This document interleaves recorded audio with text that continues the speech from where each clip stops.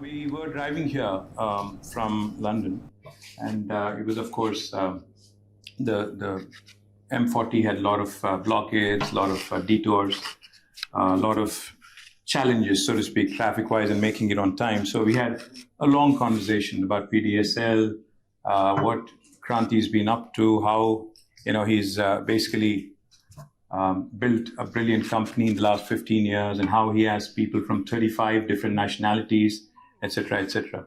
But the one question I did ask him was, I said, where do you see PDSL? Because, it's a brilliant abbreviation. If you think about it, Pragmatic Design Solutions Limited. But if you're pragmatic about design solutions, I think the possibilities are unlimited, right?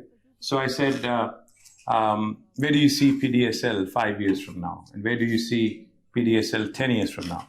So his answer was pretty straightforward. He said, I want PDSL to be the epicenter of all testing for all OEMs. I'm very ambitious. I'm happy with what I have, but I do have the ambition to conquer the entire OEM ecosystem and make sure that I become the epicenter of it. So to the entire family of PDSL, congratulations on the brilliant new Knowledge Center inauguration.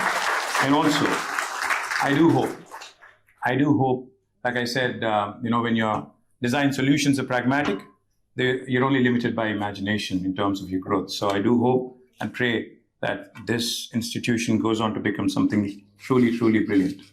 Now I have to do my fiduciary responsibility and talk a little bit about where I come from. Telangana, India.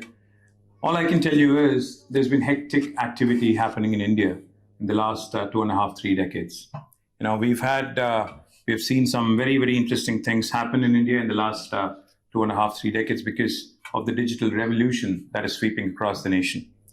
Offshore centers in countries like India, for every sector, be it automotive, be it technology, be it food, be it logistics, have become a common feature. But while offshore centers in countries like India, of course, offer cost advantages, the low cost, high value human capital, and of course, great access to engineering talent, design solutions. That's something that we already I think, acknowledge across the world. But it's important also to have a local presence in countries like UK, especially where you have hubs like Coventry, hubs like Warwick, University of Warwick here.